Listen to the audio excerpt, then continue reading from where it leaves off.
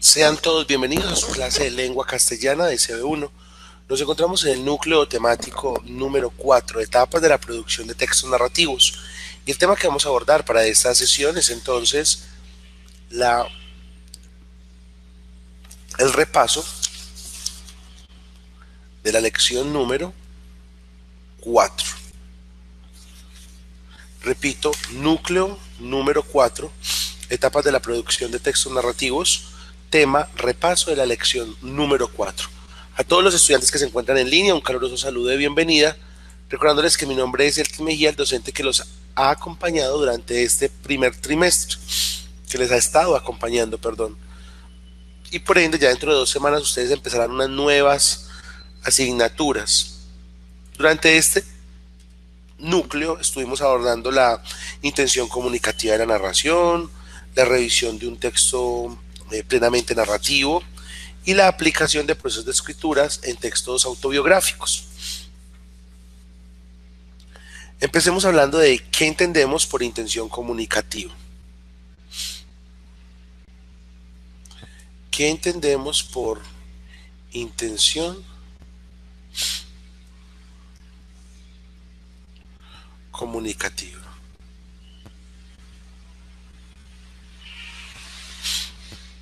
La intención comunicativa, sin duda, es la finalidad o el propósito que tiene un texto para llegar al receptor o al lector. Sin duda, la intención comunicativa de los textos narrativos siempre estará enlazada con ese propósito. Sean cuentos, novelas, fábulas, relatos, leyendas, intentan entretener al lector a partir de una historia real o ficticia.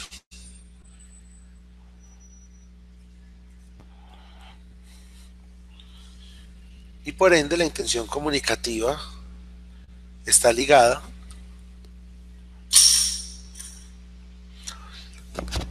incluso al estilo, el propósito de ese autor enlazado con un estilo específico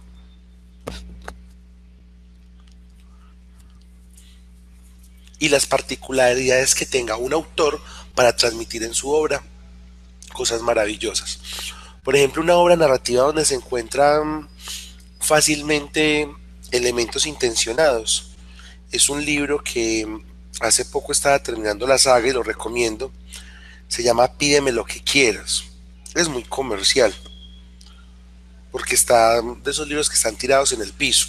Inicialmente yo critico mucho ese tipo de literatura porque es más literatura comercial u obras literales, no sino comerciales. Pero Pídeme lo que quieras se ha convertido en una obra que tiene intenciones narrativas reales. Es un libro ameno, interesante, su descripción es admirable.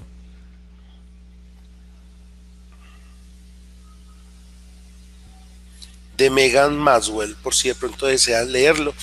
Y existen otro tipo de obras maravillosas como las de Dan Brown, textos de Edgar Allan Poe, de Sergio Aguirre, etcétera. Entonces, cada vez que lean una obra, la intención comunicativa es ese propósito que tuvieron con ustedes y lo que les transmite directamente. ¿Qué hay allí? ¿Qué es lo que agrada? ¿Qué es lo que transmite como tal? Listo, continuemos. Pero, profe, ¿y qué aspectos se deben tener en cuenta? Por ejemplo, cuando uno está haciendo lecturas directas en las intenciones comunicativas, pero de textos narrativos. O sea, lo que entendemos por intención es eso. Pero la intención comunicativa del texto narrativo específico, ¿cuál es, profe? O sea, ¿qué aspecto toma uno en cuenta? Sencillo. O sea, de todos los textos, la intención comunicativa es el estilo y el propósito. Pero el texto narrativo, su propósito siempre va a ser llevar un mensaje.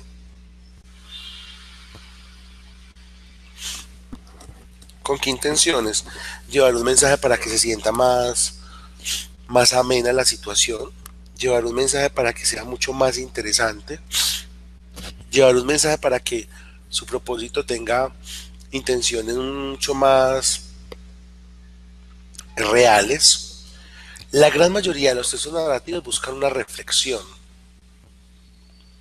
y están intencionados en hacer reinar el bien. No sé si lo han notado que en los culebrones o telenovelas, que yo les llamo telenovelas, nacionales y extranjeras, siempre hay una tragedia al comienzo, sigue la tragedia en el nudo, usted sufre para que a lo último sea todo un corintellado, es decir, una felicidad plena. Y siempre el mal pues desaparece y la maldad queda en un punto pues ya terminal y reina el bien directamente y que todos son muy felices. Ese tipo de particularidades hacen que los textos sean mucho más agradables, interesantes, tengan intenciones comunicativas directas y llevar el mensaje de esa manera facilita muchos propósitos.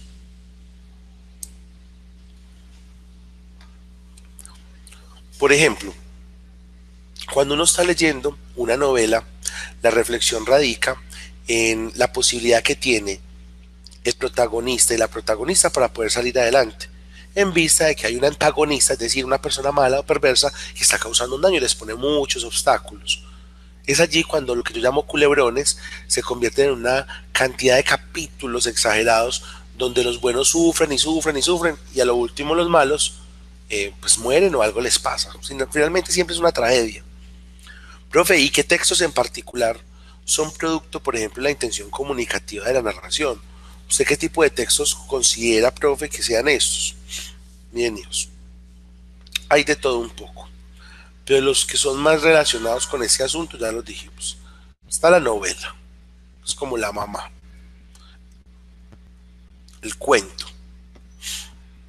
la fábula, la leyenda, el mito, los relatos y muchos elementos más. Por ejemplo, la crónica también puede ser de esta línea, aunque en oportunidad la digan más dentro de un texto argumentativo.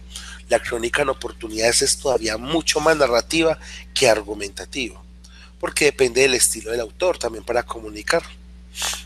Listo.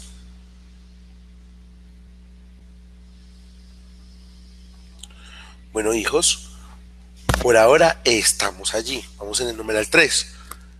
Y dentro de eso nos dicen, profe, ¿y en qué consiste, por ejemplo, la revisión de un texto narrativo? Cuando usted lo está revisando, profe, ¿qué hace? Cuando uno revisa un texto narrativo, hijos, se basa en varios elementos. Uno verifica la lógica, la concordancia con el tema y el título. Yo no puedo decir eh, título, muerte prematura, y en la obra hablo de nacimientos. Pues sería una contradicción.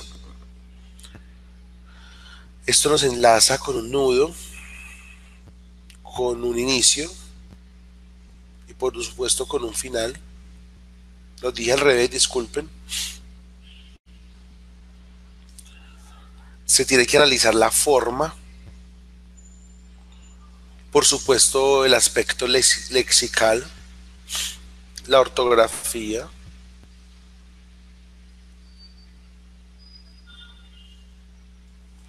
lo sintáctico y lo semántico.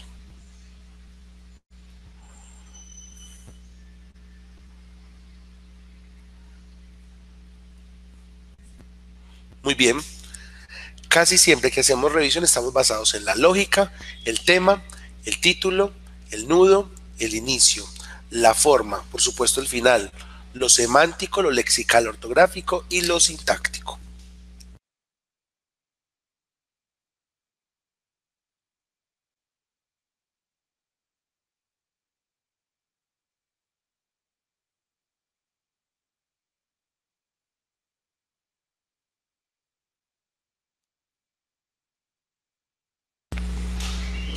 Profe, pero ¿qué es eso de semántico? Semas, las palabras ubicaditas. Lexical, el tipo de vocabulario y sus significantes, la ortografía, si lleva una coma, una tilde, un punto, unos puntos suspensivos, lo sintáctico, la marcación lingüística, que si es cualidad y no cualidad, que es éxito y no éxito, y así sucesivamente. La lógica, que el texto tenga un sentido, el tema que sea de interés común, el título que coordine con el tema, inicio, nudo y desenlace, que tenga un hilo conductor y que usted diga, ve, es interesante lo que estoy leyendo. Y la forma, la estructura en conjunto que permite que las personas entiendan e interpreten, perdón, lo que acabo de mencionar. Muy bien, continuemos, hijos. Jóvenes, ¿tienen alguna pregunta hasta el momento? Vamos bien. Hijos, ¿alguna pregunta?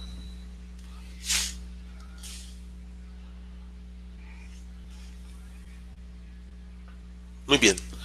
Si de pronto hay alguna duda, me van diciendo, vea, profe, no entiendo, vuelva a empezar. Listo. Y por último, entonces vamos a mirar, bueno, nos faltan todavía dos elementos. Profe, ¿y qué aspectos se deben tener en cuenta en la elaboración de una autobiografía? Por ejemplo, si uno va a elaborar una autobiografía, ¿qué hace? Primero definámosla otra vez, aunque ya la habíamos visto, ¿cierto? Autobiografía. Una autobiografía, como su nombre lo indica,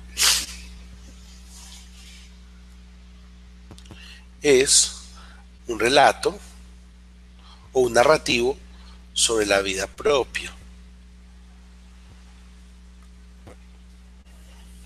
¿Qué debe tener uno en cuenta cuando está narrando su propia vida? Por supuesto, el nacimiento, las etapas de la vida, la educación o el bagaje que ha tenido, la parte emocional, los triunfos y también los otros fracasos, etcétera. Gustos, disgustos, sensaciones, momentos inexplicables, momentos inolvidables, la magia misma de la vida, sueños, para dónde voy, qué quiero, quién soy yo, hasta dónde quiero llegar. Ese tipo de particularidades se pueden lograr en este aspecto. Todo depende de lo que uno haga y el orden que uno controle para poder manifestar demasiadas cosas. Bien, hijos, eso es básicamente lo que debe tener uno en cuenta en la elaboración de una autobiografía. Luego ustedes van a ir a la lección y les dice, bueno, hagan la práctica. Y en la práctica dice que a partir de un cuento que se llama El dinosaurio de Augusto Monterroso, ejecute unas actividades. Resulta que hay un cuento, profesor, es un cuento, dice el dinosaurio. Cuando despertó, el dinosaurio todavía estaba allí y nada más. Profesor, no es un cuento, pues les cuento que sí. Resulta que Augusto Monterroso, el escritor, es considerado el padre del cuento corto. Y quien creyera, pero en esa frase que mencioné, cuando despertó, el dinosaurio todavía estaba allí, existe una relación lingüística y personal muy amplia. O sea, usted puede deducir muchísimas cosas. Por ejemplo, cuando despertó, ¿quién despertó? ¿Cómo? ¿Cuándo? ¿Dónde? ¿Para qué? ¿Por qué? El dinosaurio, que era dinosaurio, un animal prehistórico, dinosaurio era el nombre de un perro, dinosaurio era un asesino, todavía estaba allí. ¿Cómo así? ¿Fue que alguien se perdió? ¿Fue que tenía a alguien secuestrado? O sea, el tipo de estructura en el diccionario hace que uno entienda de esa manera. ¿Cómo así? Que uno busque, que uno diga eso es lo simple, eso es y ya.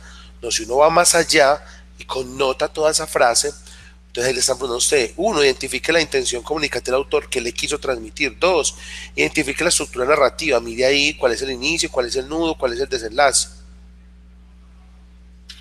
Bien, y el punto número 3 menciona cuáles personajes aparecen en la historia, en cuál, en la que usted creó.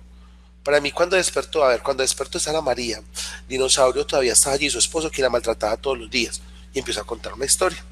Salíales que usted sea lo más creativo posible, hijos, cuando nos estemos comunicando, porque en oportunidades uno puede equivocarse y quienes son dados como a la corrección son ustedes mismos. Listo, hijos.